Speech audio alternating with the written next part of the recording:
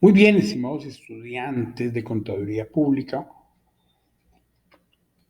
vamos a adentrarnos en este discurso donde esa secuencia de actividades para alcanzar objetivos, los seres humanos la hemos desarrollado a partir de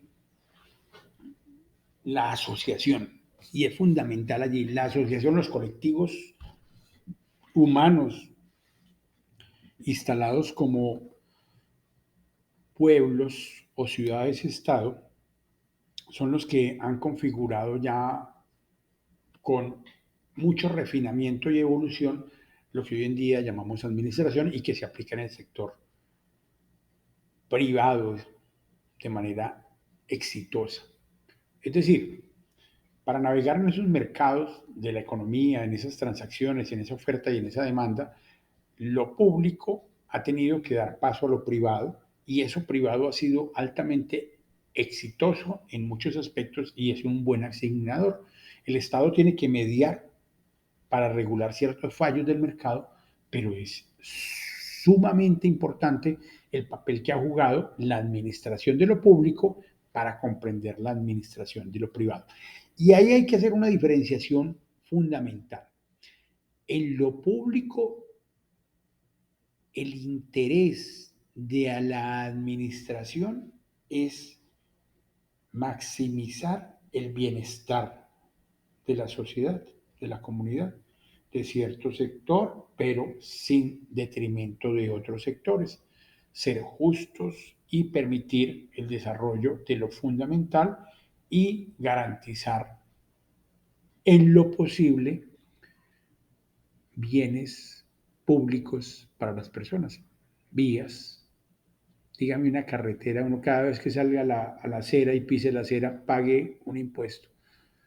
Cada vez que se baje de la acera a la calle, pague otro impuesto. O sea, hoy caminé por la acera porque la utilicé, pero mañana, no, eso no se puede. Entonces, las vías, las aceras, el alumbrado público, yo pago los servicios de mi casa y ahí hay una parte de alumbrado público, cómo todos cooperamos y cómo el Estado es un mediador para asignar bienes públicos. Pero cómo en lo privado el interés es maximizar ya no el bienestar de la sociedad, sino el rendimiento de el beneficio de los accionistas. Y también es justo, también es adecuado. Si esos inversionistas desarrollaron un modelo de negocios, tienen derecho a ganar por ello. Y por eso lo privado no debe estar contaminando lo público y lo público no debe entorpecer el desarrollo de lo privado, sino garantizar que puedan surgir los privados para ofrecer ciertos bienes y servicios, no todos. De nuevo, la justicia, la educación, la salud, son bienes donde cuando se junta lo privado con lo público, no hay adecuadas asignaciones, hay asimetrías, hay lo que llaman la ruta de la muerte, que pasó hasta 2015, el paseo de la muerte que llamaban cuando las EPS no tenían contrato con la IPS o se les había dañado el contrato la semana anterior porque la una no le había pagado a la otra o se había quebrado la una y la persona llegaba allá y salía para la otra clínica pero no la atendían porque ya no había ambulancia. En fin, ahí es donde uno entiende que los mercados no son estrictamente los mejores asignadores para ciertos bienes. Hombre, para computadores, el Estado no se puede poner a producir computadores. Para eso hay gente que sabe y el privado gana y es exitoso, software, etcétera, etcétera. Pero bueno, vamos a pasar al tema del origen de la administración. Estaba hablando de lo público y lo privado porque es que estamos aquí hablando de administración y las dos ramificaciones existen, pero aquí vamos a entender algunas cosas en este origen. Precisamente el origen de la humanidad ha estado amarrado a esos pequeños grupos sociales que necesitan sobrevivir a esas manadas que luego se convirtieron en grandes civilizaciones, los sumerios, los egipcios, los chinos, los griegos, los mayas, los romanos, los chipchas, los etcétera, etcétera.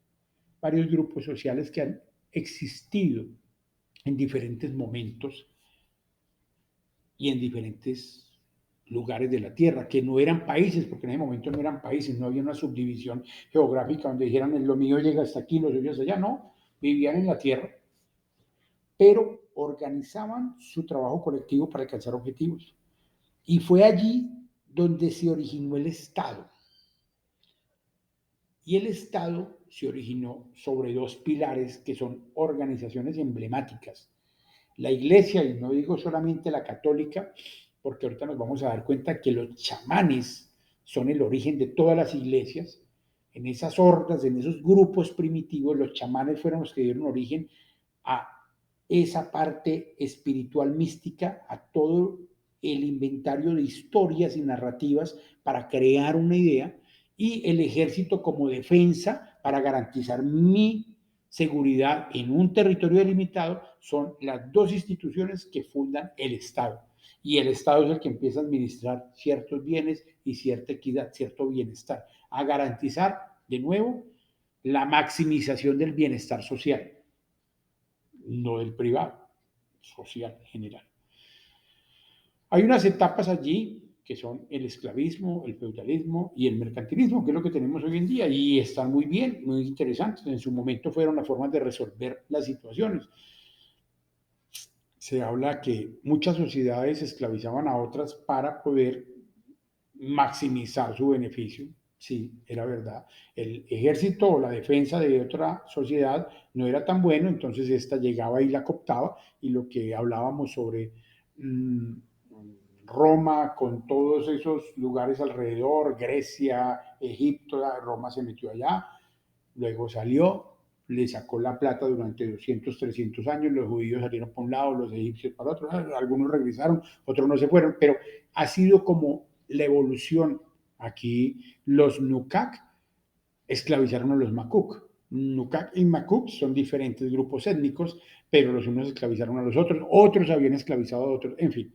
Luego el feudalismo, cómo protejo y vendo seguridad, porque eso era lo que sucedía en esa etapa de la Edad Media, una protección, una garantía, y yo le cobraba un impuesto, que harto poquito, no, deme la mitad del trigo que usted produzca, etcétera. El mercantilismo ya hoy en día, a partir de la revolución industrial, ya tenemos un modelo distinto, donde es más justo en la medida en que el privado se separa del público y ya el privado puede realizar operaciones de transacciones, y ya eso da un tributo que cobro de manera respetuosa como Estado, y ha sido una evolución interesante de cómo el Estado se financia. Pero algo fundamental fue la aparición del dinero, y cómo el dinero como mediador releva el trueque, y eso genera ya una mejor armonía, una tranquilidad en el flujo de bienes y servicios entre diferentes comunidades. Y ahí es donde surge esa administración privada y donde se independiza de lo público, y es muy importante que se garantice esa independencia, lo privado a un lado, lo público al otro. Y está muy bien. Eso da origen a esa revolución industrial, que es un mercantilismo que hoy en día tenemos. Ni es comunismo, ni es socialismo, ni es capitalismo. Es una mezcla entre un Estado que protege a sus ciudadanos y que permite que los mercados asignen bienes y productos a la sociedad, y cuando hay un fallo intervienen ciertos mercados para garantizar justicia, equidad. Eso es. Vamos a hacer un segundo video para hablar de otro punto.